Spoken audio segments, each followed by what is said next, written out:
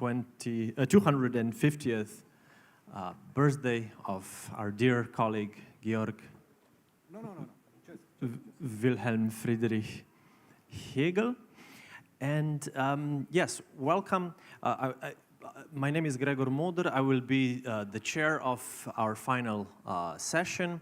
I would like to say thank you to the organizers of this event, Goethe-Institut, Aufhebung Association, City Museum of Ljubljana, and Radio Student. So thank you for allowing us to speak here. As philosophers, we are now quite exhausted. We've had 3 days of extreme thought, I would put it, and we are very glad that we are now in a rock star setting with extremely powerful voice equipment, loud sprechers and everything. So this is where we feel at home. This is how we think philosophy should be presented to the public, with loudspeakers and everything. So I hope, first of all, I have to thank all my speakers today that they have expressed willingness after several days of intense debate to still have one more show to perform. So thank you for coming. I will introduce each of them in turn, and I have asked them to tell us kind of a short position of how they see the contemporaneity of Hegel. Whether it is too late for Hegel, or maybe it's too late for us, and Hegel would have already abandoned us to sheer nothingness. I'll leave that up to them. And let me begin right here on my right with Zdravko. He's a professor of German classical philosophy here at the University of Ljubljana, translator of Kant, Kant's critique of pure reason, translator of Hegel's Science of Logic and his Elements of Philosophy of Right, and also author of many books and articles on Kant and Hegel. So Zdravko, welcome and thank you. What is philosophy good for today?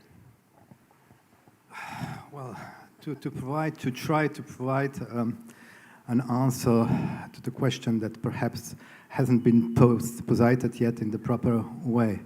I think that, okay, if we are celebrating the anniversary of Hegel's birth, then probably because we feel that it is worth doing that, and perhaps that we feel somehow, okay, unbequem on one side, not completely easy, but on the other hand, at home with Hegel. Why at home?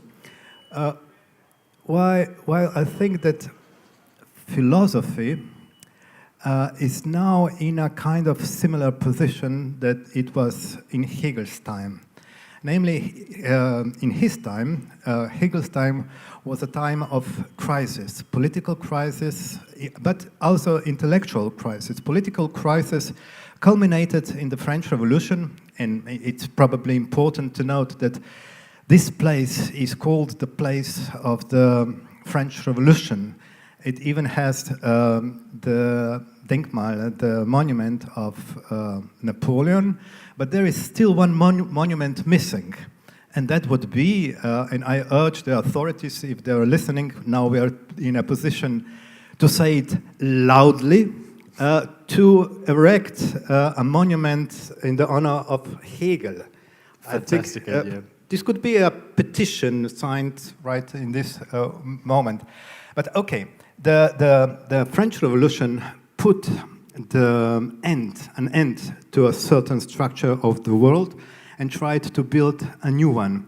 But the crisis was not only political, it was ideal, Ideen, on the level of thinking, on the level of ideas, on the level of even ideology, meaning that the structure of conceptual structure of world has grown old as well.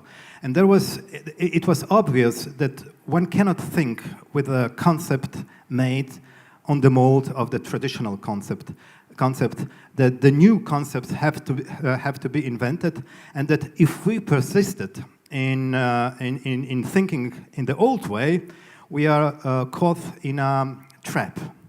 And because of the being consciousness of the limits of this kind of rationality, I think that there were some standard strategies to avoid this question. One was to, let's say, skepticist answer, to leave the question of the true altogether to those who don't have anything else to do, but actually to give way to it. Or one answer would be the naturalization of the question of the truth. The other line of evasion of this very question was, I would say, the romantic answer of, okay, the reason is limited, the reason and understanding are limited, we have to find another means of grasping the truth, be it, I don't know, immediate cognition or artistic creation activity, and so on. And I think that the essence of Hegel's move consists in this situation, when everything seemed lost, obviously, he continued to persist. He persisted in pursuing the idea of the absolute, in pursuing the highest task of philosophy to cognize the truth. It was obviously necessary to develop a new kind of rationality, but I think that his wager is only thing that we as philosophers, being paid in a way we are obliged to do.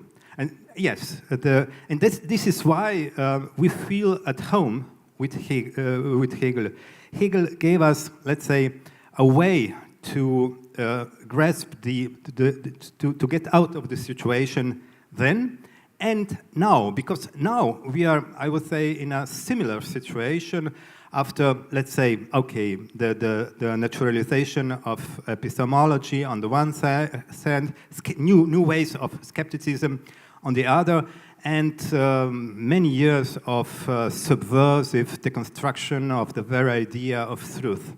And we are now, I think, in a situation we are supposed to, when we have to make the gesture Hegel once made. Only that we now, I think, feel a little less comfortable than Hegel. I think that Hegel's task was perhaps, in a way, more simpler. Why? Because, in a sense, he could still presuppose the idea of reason almost as something self-evident. Namely, there is a nice passage in the Phenomenology of Spirit, in the part of the census, das unmittelbare sinnliche Gewissheit, when Hegel speaks of the difference between opinion and the truth, what is really universal. And he says something like that what one means, what one's opinion is, can actually cannot be said. Why? Because the language itself takes the care to convert personal opinion into something universal. Why? Because the language at that time was still self-evidently, automatically the place of the universal. And I'm afraid that now, after 200 years of various struggles, some of which were definitely, let's say, positive, that now maybe we don't have the language anymore that would speak automatically in a universal language. And that means that our task is actually so much more difficult, because if previously we could pass the task to care for the universal to the language without regardless of what our intentions are.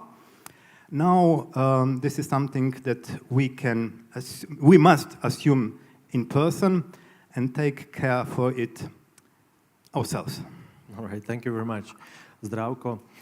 Next to Zdravko is Violetta Waibel, professor of European philosophy at the University of Vienna. And to everyone who was born in Slovenia and went through education system, Vienna always was the place where the intellectuals went. So it's nice to see someone from Vienna coming down here to elucidate us. She's the author of Spinoza's theory of affects and its reception in German idealism, in Romanticism and modernity.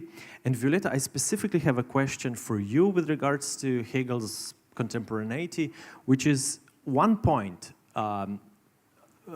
that I think most of us, though probably not everyone, but one point which most of us would agree upon is that for Hegel, maybe it's too late with regards to the question of the position of the woman in philosophy or in the world.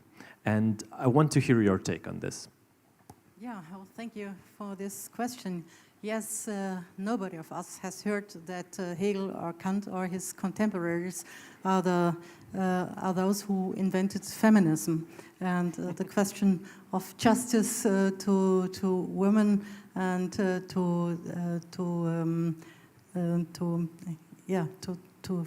feminism. You can say they are responsible. One of those of a long tradition that they are responsible that we today need feminism. Hegel has a really divided world as his contemporaries, as Kant, as Fichte, if you want. The woman has to be at home, and men work and are in public. Women don't have to study, it's not necessary, and so on. We know all this stuff.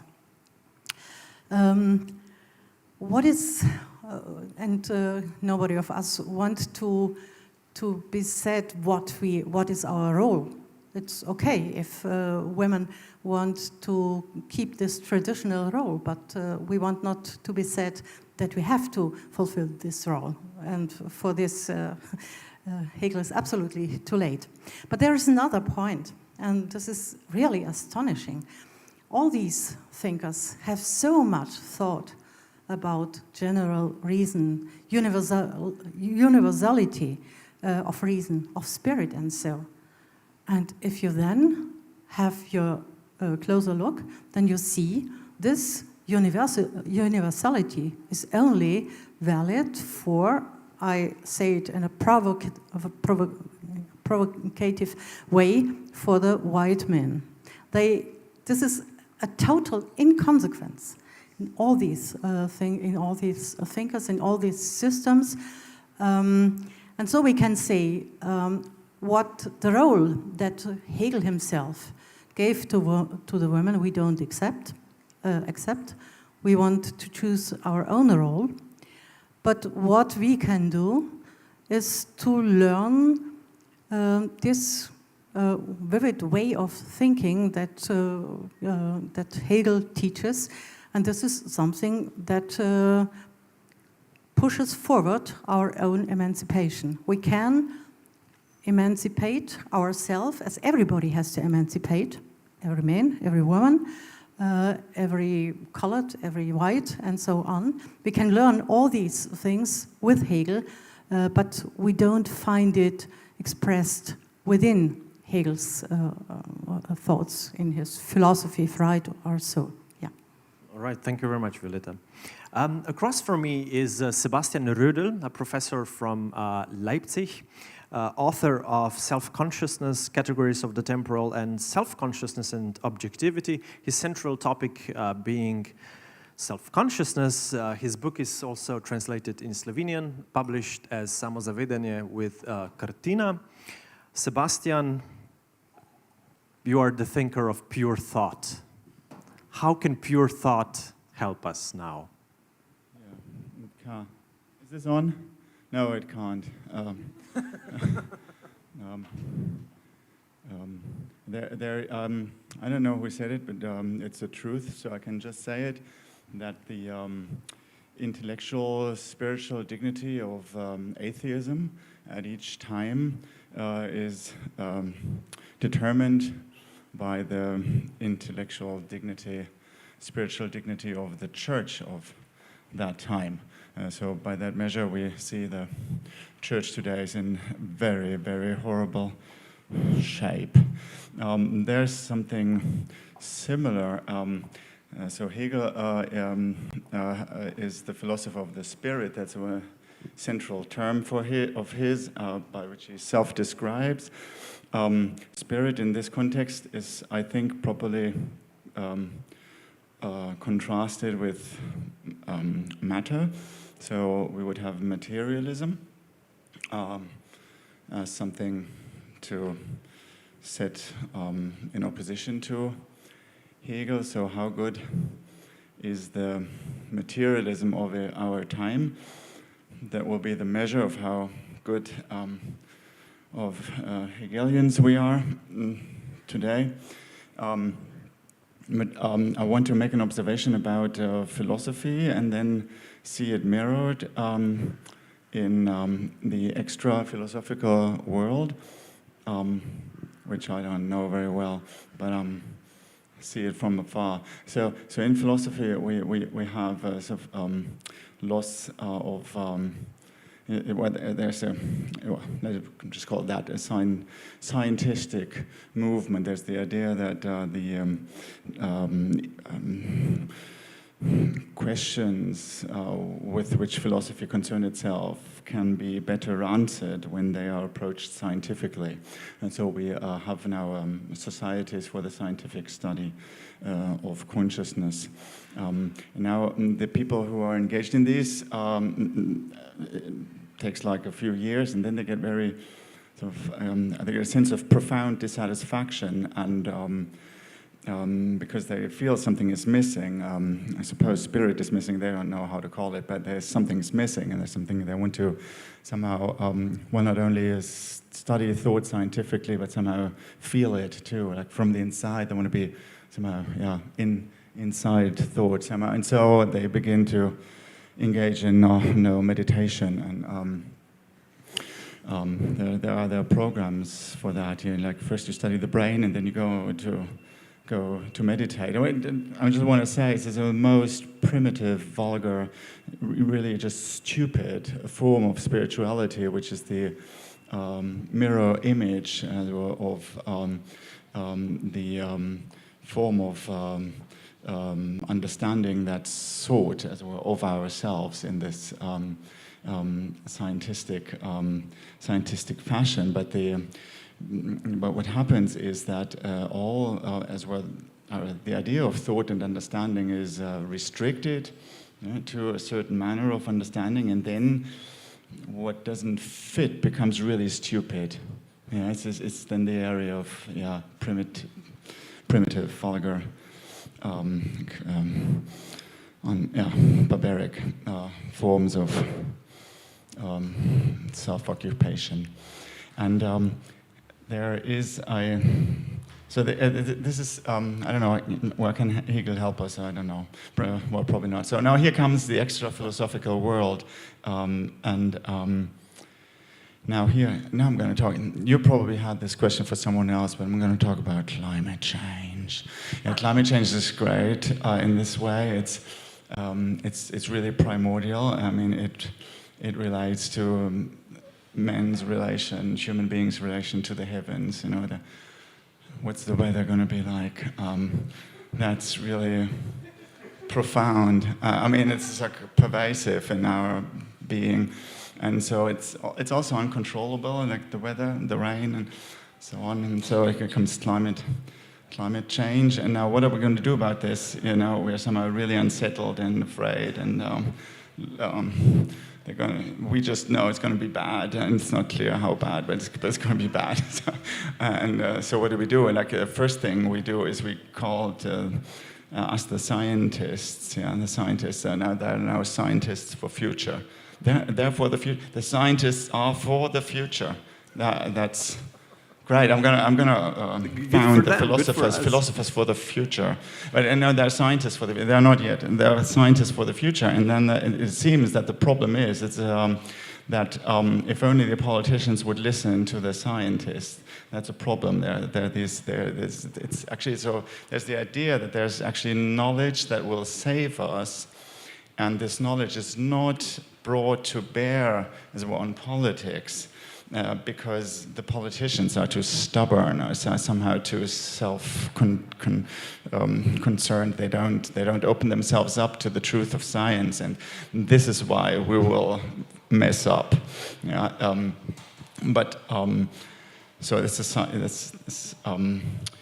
that's the problem, perhaps. So, but then there's another take on the problem, and now is an occasion for a philosopher to get really huge funds.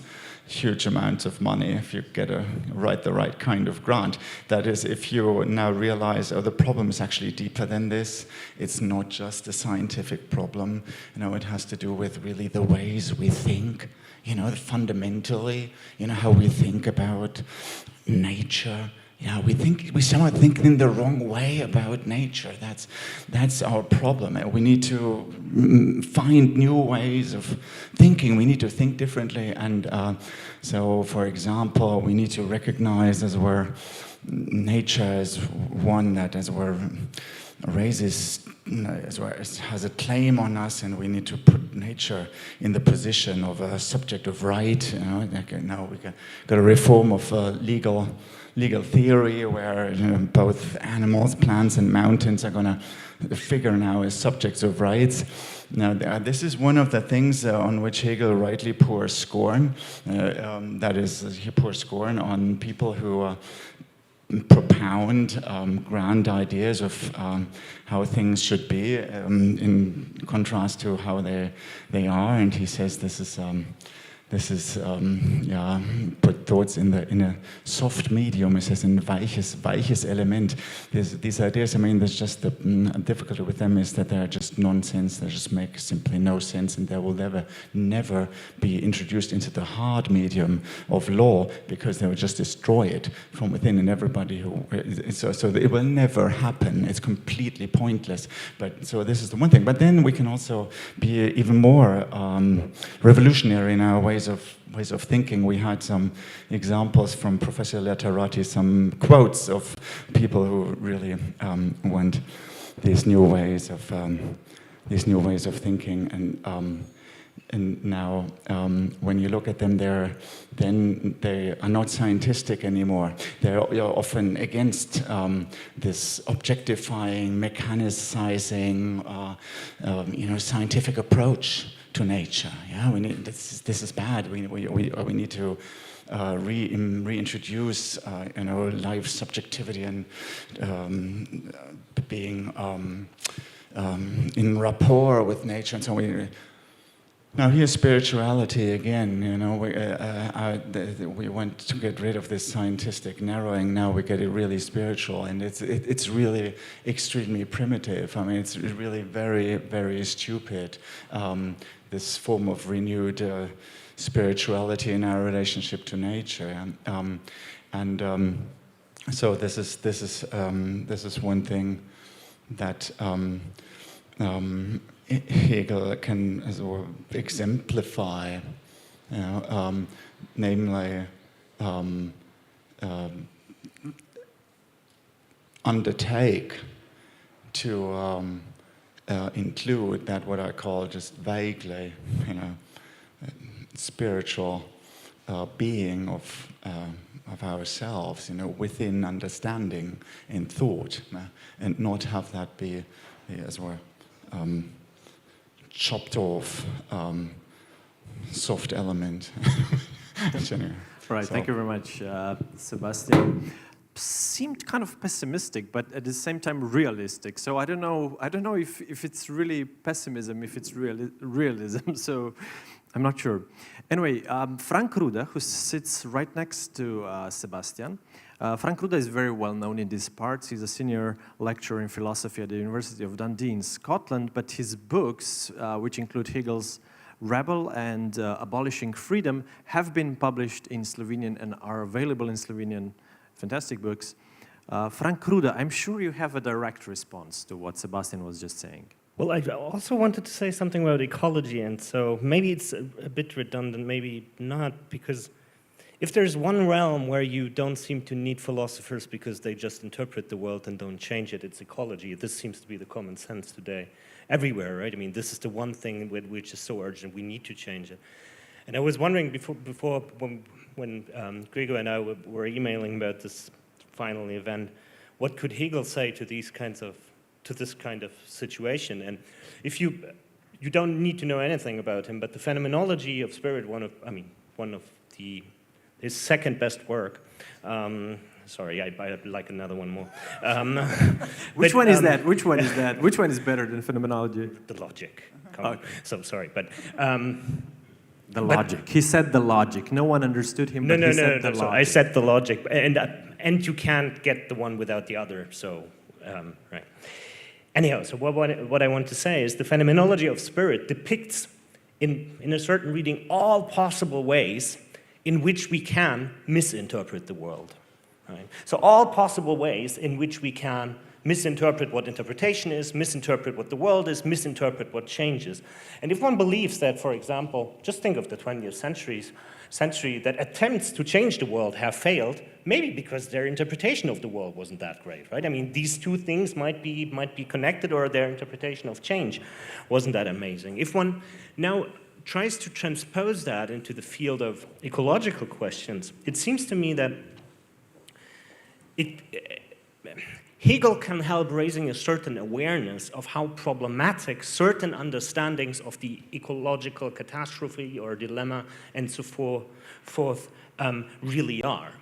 Because there is one position that, I mean, I'm characterizing it in a clichéic way, but I think it really exists, at least I know it from German discussions where the basic assumption is we don't realize how late it is, right? That is the problem. We don't realize how late it is because we still assume it's too early.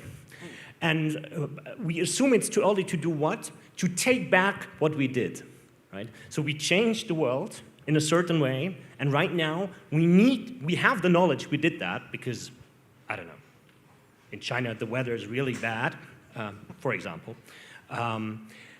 But right now our task is to intervene and take back what we did to the world. So what we could learn from Hegel about this perspective, that it presupposes a whole lot of things. For example, that nature is something that we disturbed. So maybe we take it to be harmonious and we ruined it. So what we're trying to do is to reinstate a kind of harmony. But that already is a super huge presupposition that nature is harmonious, right? Even if certain, I don't know, National Geographic documentaries insist that fish always know when to do what they do, right? But this is a strong presupposition about the very constitution of nature and our role in it, right? Because I think Slavoj Žižek has pointed out once when he wrote about this, that we even enjoy being guilty for nature being in disarray because it puts us in a position where we at the same time can assume that we are the ones who are going to save ourselves, right? So it is an empowering guilt. So we think we can really do something about it because we ruined it in the first place. The other position, I think, and that is almost the diametrical opposite one, is one that was floating around in the Trump circles. It's too late anyway, right? So it's totally too late, so we can't change anything, so why should we? This also presupposes a lot of things. And maybe one should repeat here, and this, I think, is a Hegelian move, Lenin's famous comment about, I think, social democracy, spontaneism, both are wrong, right? So both options are worse in a certain. So it's neither too early, nor is it simply too late. But we're really in a bad situation, and there are no easy solutions because both options at hand seem to be wrong. And I think this is what one can clearly learn from Hegel. That's not a solution, obviously, but it's a better understanding of the problem. Okay, thank you very much. At least we have a better understanding of the problem. I mean, that's something. I'll have to agree with that. Right. So at the very center of our stage today is Sven-Olov Wallenstein from Sweden. He's a professor of philosophy at Södertörn University in Stockholm, and he also has a book published in Slovenian, Misove tišine. He's an expert on architecture and also on art. He had a presentation last night, maybe you were with us, on Beethoven and music and Adorno and Hegel and Hölderlin. And I was wondering, I mean, clearly you claim, or you think maybe, at least this is my impression, that Hegel's philosophy is relevant, at least for contemporary art. Yes, well, I think so, because there is or at least there has been for a long time, a certain conception of Hegel, which is based on his lectures on aesthetics, which is a huge work, 1,500 pages. Although he never wrote the book. It's actually compiled by one of his colleagues. And I think most discussions of Hegel's aesthetics starts from a very crucial statement in the introduction, where he says that art, with respect to its highest determination, is a thing of the past. Ist ein Vergangenes. Art is a thing of the past, and it has been superseded by religion and now by philosophy. So art no longer has an absolute interest, he says. Now, this was interpreted already in Hegel's days as a thesis of the death of art. Now, there will be no more art. And Hegel's friends and students were surprised by the fact that he went to opera premieres and theater premieres. Said, "Why, Professor Hegel, why are you doing this? You said art is dead." But I think Hegel says no such thing, because one has to look more precise at the statement. Art, with respect to its highest determination, höchste Bestimmung, is for us, für uns, ein Vergangenes. And for us means for us philosophers. And what he means to say is that art once held the position of being an expression of the absolute idea. This is where he locates Greek art. In ancient Greece, art was the embodiment and the expression of the absolute. There was obviously philosophy and religion too in ancient Greece, but art was at the center. In modernity, art is no longer at the center. It no longer expresses absolute ideas. And it says, we don't fall on our knees in front of Raphael's Madonna. We don't think that the gods are present in the statues of marble. We have a different conception of art. We have a different relation to art. And in some sense, I would like to read that as a kind of rejoinder to Immanuel Kant. His critique of judgment was like the 20 years or even 30 years earlier. Kant says that aesthetics, our relation to art, is characterized by a certain absence of concept, absence of practical interest, absence of finality. It's a whole series of negations where aesthetic experience is, as it were, not severed from cognition and ethics, but cognition and ethics are, as it were, suspended. We have a different relationships to artworks than we have to natural objects and to scientific theories and ethical and religious or political claims. We have a certain aesthetic relation. And Hegel would say, yes, Kant is right, but he's right now. Kant's description of what art is a description of what art has become for us. It has lost its absolute interest and migrated into the sphere of aesthetic enjoyment. So in that sense, what Hegel is saying is that art has been transformed. It is no longer the embodiment of the absolute, but it is set free into the sphere of aesthetic enjoyment. And not only aesthetic enjoyment, but also as art as an object of scientific inquiry in art history. So we can go to the museum, and I would say Hegel is a theorist of the museum. I don't know if this is true or not, but I mean, possibly when he gave his lectures in Berlin, he could have looked out the window and see Schinkel's Altes Museum being built. Hegel is a theorist of the museum, and now the museum understood in a somehow wide sense, because what happens in a museum? Artworks are severed from their original context, and they are set free either to be aesthetically enjoyed or to be studied as objects of art history. And these two positions are made possible when art migrates into the sphere of aesthetics. It also affects the position of the artist. And Hegel says that artists today have become self-conscious. They are no longer able to act as if they were naive. They have to think what they're doing. And this, I think, has to do with that artists in the time of Hegel and even further on modernity have acquired a sense of their own historicity. The American art critic Michael Fried wrote in the time, around 1966 in this, at the time, avant-garde art forum, before he was taken over by advertisers. They dedicated a whole issue to the work of Manet. And Fried there wrote that Manet was the first painter to paint for the museum.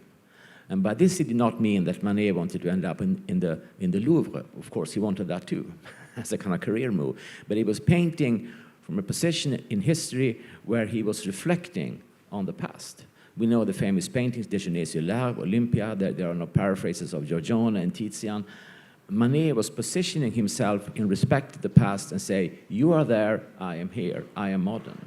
And this sense of an historic location then became, I would say, regardless of what kind of artistic movements or what kind of aesthetic ideals you would have, became the backbone of the whole of modernism, that you locate yourself in relationship to the past, you say no to it, but you also retrieve it, and you say the substance of my work cannot be severed from the historical movement, which places me at a certain position in time. It is a theory of actuality or of the present. And I think this is Hegel's heritage. So on the one hand, in his own personal taste, he looks back to antiquity, of course, the classical art, although I think he did not do this exaggerated. He also had a good sense of contemporary art in the 1820s. But he's also the theorist of the museum, and a theorist of aesthetics, and a theorist of the historicity of art, which was lacking in Kant's philosophy, because Kant somehow absolutified his own present, whereas Hegel thinks historically. So in that sense, regardless of Hegel's judgments about particular works of art, he opens the space of historicity, which has then become our space, regardless of whether we are modern or postmodern or which kind of vocabulary we use. We still inhabit the space opened up by Hegel's claim in the first pages of the Aesthetics. So that's why it's important. All right, thank you very much. And now, last but not least, of course, Alenka Zupančič, very well known, obviously, in these parts. This is her hometown. She's one of the foremost philosophers that have ever come out of Ljubljana, author of many books that have changed people's lives, like, for instance, my own. She now has trouble with her microphone, which is very normal because she has a book on comedy, and so she also has to perform this for us. She has a book on ethics of the real, on Kant, and she also has a book, a very recent one, called What is Sex? And I've said this before, I've mentioned this before at some other point, which is that constantly we talk about sex and we should have it, but we should also not have it in certain senses. There's all the time there's talk about sex, but finally now we have a book by Alenka Zupančič which tells us what is this thing we call sex. So we're all very grateful to that. And I wanted to ask you, Alenka, what are your thoughts on Hegel's contemporary? Hegel's sex or something. Thank you. First, I would really like to express my profound regret that I was not able to partake in this conference more actively, both on the level of paper and to be here around more, because due to some unfortunate circumstances. But the fact is that the streaming thing really works very, very well. So if there are people here who didn't catch some of the talks, I strongly recommend you can catch it in all possible odd hours and enjoy the conference even when it's done, after the all of Minerva had already left here. The spirit, the Slovenian hills will still be alive with the sound of Hegel, so to say. Okay, so I just put down a couple of remarks that I would perhaps make in response to this question, is it too late for Hegel? Now, obviously, many of the talks have take up this notion of lateness and did something extremely interesting with it, very much out of this usual common sense question, late on time, so on. So it is, I won't go into this. I will simply take this question on the most banal sense. Is it too late for Hegel? So I think obviously not. And we will know when it's too late for Hegel. And how we will know? We will know because nobody will care about this question at all. I mean, there is absolutely something which is in the fact that not only, I think even in Hegel's time, there were people who thought he was obsolete already, that it was, that he was outdated, that this was something, philosophy of the past. So I think this is going on, and there are people, perhaps this question is simply another way of saying, are you for or against Hegel? I mean, if you think it's too late for Hegel, then obviously you are, I mean, taken in this banal sense. But then there is a deeper sense in which I think if people still argue for or against Hegel, it means that this kind of labor of concept is still alive. And it's not only alive if one is for or against Hegel, but also, as I think Professor Wallenstein mentioned yesterday, when there is a divide within Hegel. You have like at least two Hegelian schools now, if we kind of sum up what was said yesterday, like the Brandon analytical school and the continental, let's say, Žižkian school. So if Hegel is divided like this, I think this is the proof that he is alive. See, this division of thought, this, and the contradictions that you are still forced to thinking and something comes out of it. It produces new contradictions. So another point that I would like to say, it's a really kind of a very obvious point, but I think what Hegel, Hegelianism, Hegelian school, if you want, what this is above all perhaps about a way of thinking, not simply, I don't think what we are doing and discussing is not simply what Hegel said and taught, but also he taught us how to think.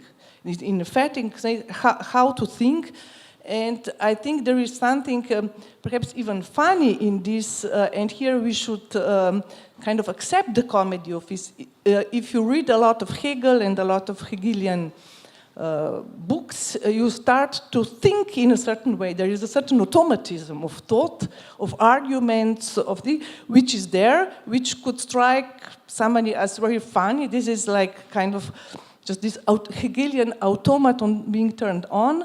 But then, as in all automatons, there is always, or very often, the kind of a sparkle of spirit that precisely follows from there. It's not that we have to move away from this automaton and try to think absolutely on our known terms. I think there is something that still produces quite a lot of spirit, and so it is, as already Hegel said, of course it's important also what he said, his theses, his convictions, his propositions, but they are important not simply as a result that we can now manipulate, but as part of precisely the dynamics of thinking and this imperative to think. So, and then one perhaps last thing, which for me is and was also, now I can even bring in the sex book, what was also for me, I don't discuss Hegel there, but one Hegelian thing there, I think it's precisely what I think is one of the most important things, is contradiction. Hegel, I think it's really one could say that contradiction is something that drives thought for Hegel, and not in the sense simply that we are aiming at abolishing the contradiction finally, that we are driven because we want to get rid of the contradiction, perhaps to some extent, but I think it's really something that kind of pushes thinking from behind also, not as a kind of final. So it's contradiction itself, it's important. It's a kind of direct way of thinking is the thinking of contradiction. And I think, I mean, it's a short quote, just one sentence. As early as his habilitation thesis, Hegel already put this, presented this slogan, contradiction is the rule of truth, non-contradiction of the false. And I think if we are talking about whatever actuality of Hegel today, I think this is a very important lesson, because there are certainly a lot of contradictions around, but very little thinking of these contradictions. And I think, for instance, lots of what is called today falsities, speaking of non-contradiction being the rule of the falsities, fake news, and so on, one can actually look at these things as precisely ways, responses to contradictions, responses that do not stand the contradiction, but aim at resolving it as quickly as possible, coming up with a narrative or some sort of conspiracy theories, a narrative that would actually get the contradiction away from the table as soon as possible, instead of thinking in. And I think both right and left spectrum of politics is very much into this mood, which is precisely not, instead of kind of dismissing it or trying to resolve it or trying to refute one of the terms involved in it, to try to think it so long for them that they move themselves. I mean, that there is some movement, some work of thought that could be done here, and which, again, we have a lot of contradictions, but I think we need some more of thinking as precisely, not staring like in fascination or talk, what a contradiction, but precisely thinking in a way that this fixation starts moving and producing perhaps something else, something interesting, something that could be taught further. Okay, this is all that I... Thank you very much, Alenka. So this is us. This is the group of Hegelians that are on this stage. This is how we look like. We hope we're not too horrendous, too horrible. We're pretty much normal people, I would say. And we, I think, more or less agree that it is most certainly not too late for Hegel. This has now been established. I think we can move this question off the table, as Alenka basically proposed. So it's not too late for Hegel, but perhaps it is too late for us. I'll say this again, because I'm not sure if it was heard. Maybe it's too late for us. And in the following, I'll try to provoke all of you with a few questions that I have prepared in advance, but I just wanted to mention also that the audience should also participate in as much as they want to say something or respond to something that has been said, or simply ask a question. Yes, I already hear a question. Is it an... Okay, Anna, she wants to... Okay, good. And you want to say something right now? Okay, it's a short question for Professor Kobe. Okay, if the spirit of modern times is what defines us according to Hegel, I would like to hear your interpretation about the ending of the absolute spirit, the ending of Encyclopedia of Hegel, with the passage of Aristotle and his thinking of thinking. Okay, I think this is a metaphor. Thank you. For two questions, just to in short, say what are these two questions. One is Hegel is repeatedly expressing some kind of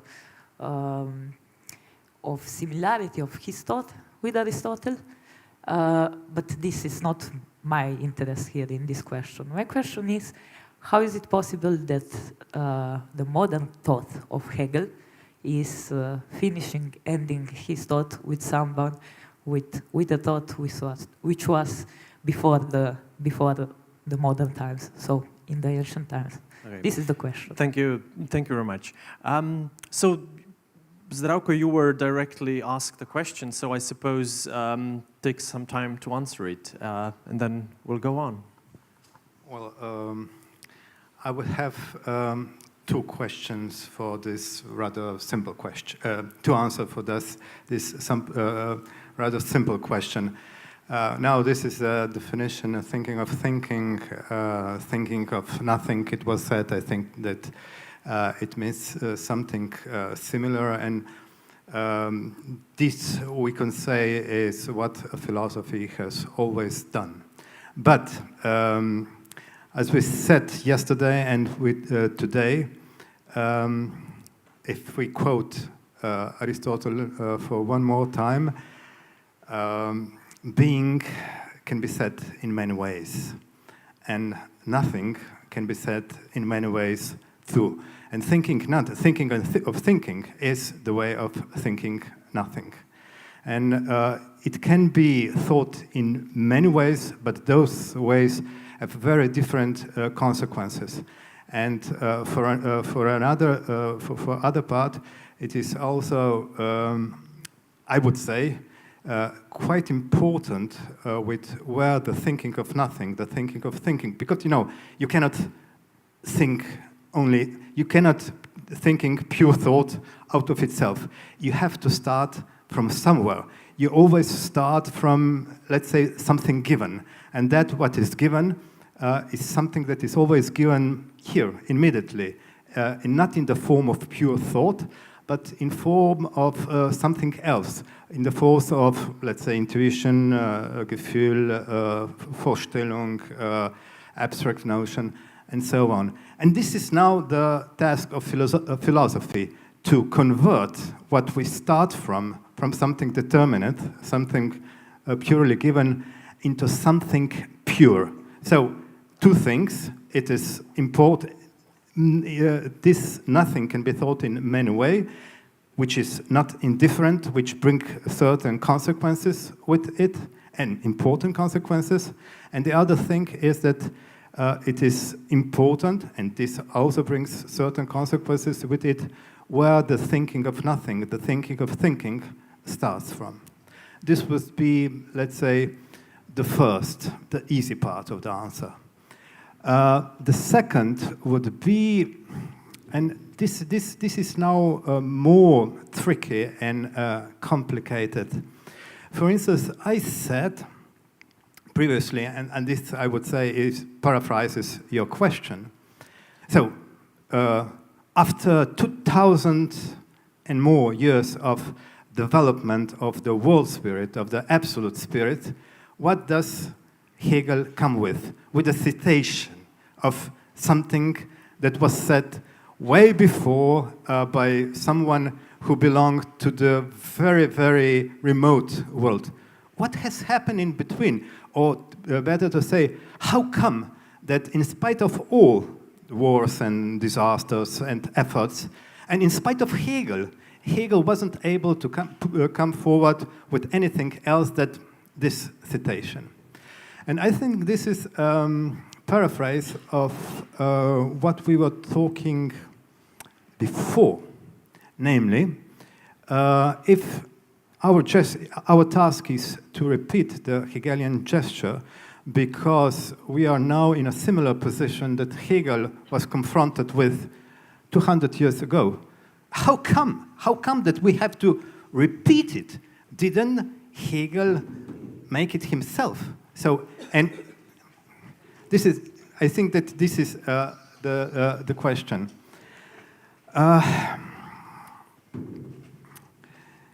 Well, okay, this part of the question is more complicated. I would say very, very quickly that one thing is to open the space of thinking, of, let's say, stage in the development of the world spirit. The other thing is the full concentration to develop full consequences of what has been opened. And if we take now the difference between the time of last 200 years, I think that what has followed was realization of the potentials that have been opened and, with Hegel.